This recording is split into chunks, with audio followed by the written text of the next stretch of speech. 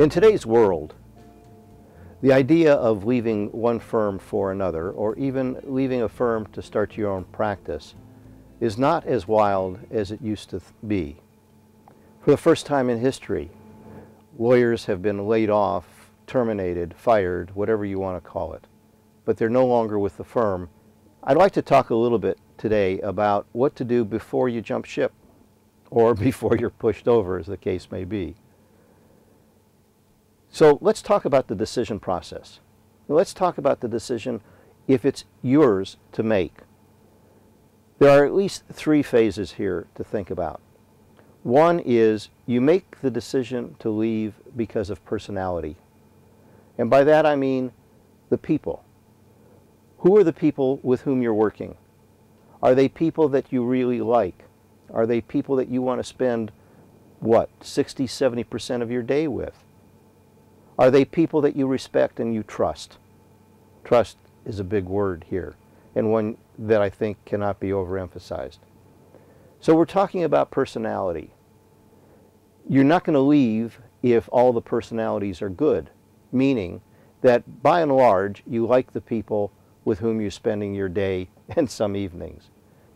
One of my clients, a large firm, went through a rough patch a short while ago. And in my opinion, each one of the lawyers there, all of whom were outstanding lawyers, could have perhaps even doubled their personal compensation. And I asked them point blank, I said, why is it that you all are staying together when you don't have to? When you can, if not double, at least substantially increase your personal compensation elsewhere? And he came back at me and he said, very simply, we like to be together. And we don't want to put in 3,000 hours a year or 2,500 hours a year. We work hard. We do good work. We represent our clients well. And most importantly, we enjoy being together. So if you're in that kind of an environment, you really have to be careful about your thought process before you decide to leave. The second is economics, and I alluded to this just a moment ago. What is your personal compensation? Another of my clients was earning a substantial amount of money, but in her opinion, she was earning substantially less than her male counterparts because the firm didn't recognize the quality of what she was doing. In her case, she decided to leave, and of course, she more than doubled her personal compensation. So economics is a big factor, not to be discounted.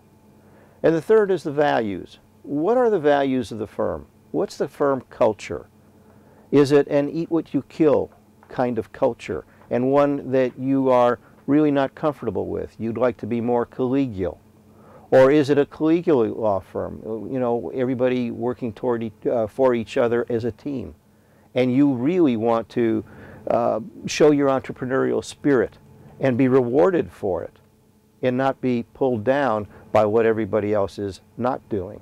Is the firm culture inclusive or is it exclusive?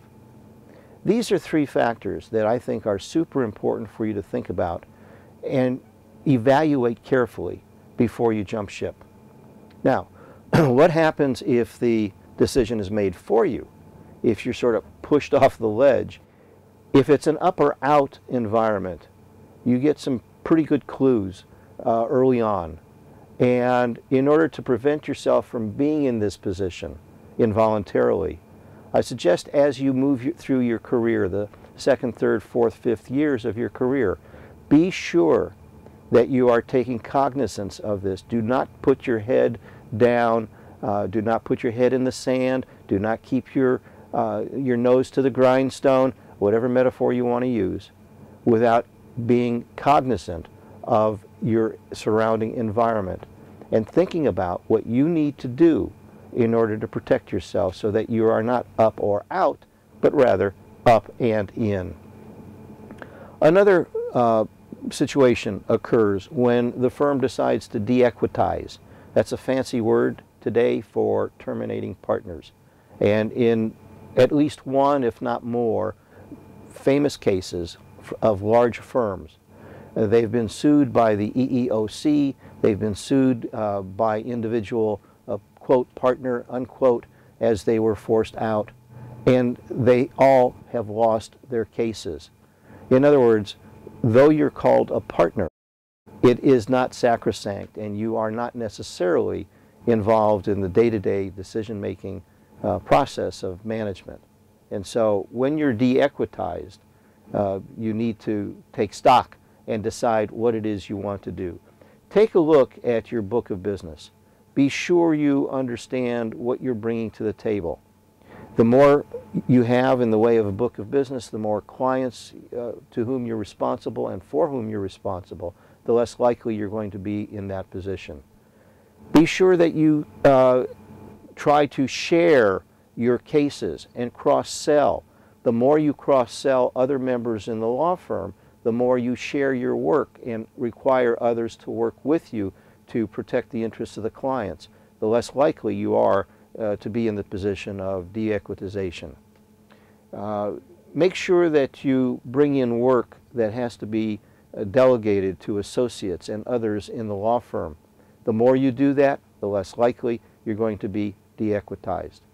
Now, given all of this, let's say that you are on the verge of leaving the firm, whether from your own decision or because of the de-equitization process. It's still not easy to do. Leaving the law firm is an emotional transaction. There will be feelings of anger, there will be feelings of being hurt, there will be feelings of sadness. All of this, do not, as most lawyers do, just create a stone wall and ignore those emotions. Learn how to deal with them. Have a support system that will help you understand what those emotions are and how to deal with them. And the reason I say this is because revenge and anger, i.e. hurt, is not something, these are not emotions that will help you do what you need to do to get on with your life, to get on with your career. So recognize the emotional parts of it. Get the support that you need from colleagues, from friends, and so forth, and then move on. Move on positively. Be sure you do not burn your bridges, because the folks that you leave behind quite possibly can give you lots of referral business if and when the occasion arises. So, in conclusion, let me suggest that this is an interesting process. We live, as the Chinese say, in interesting times. And those of us who can understand what's happening and take advantage of the opportunities, yes, opportunities that await you, will come up standing on our feet instead of knocked down. Take advantage of the opportunity that faces you. Thanks for joining us today. This is On the Road with Ed Pohl.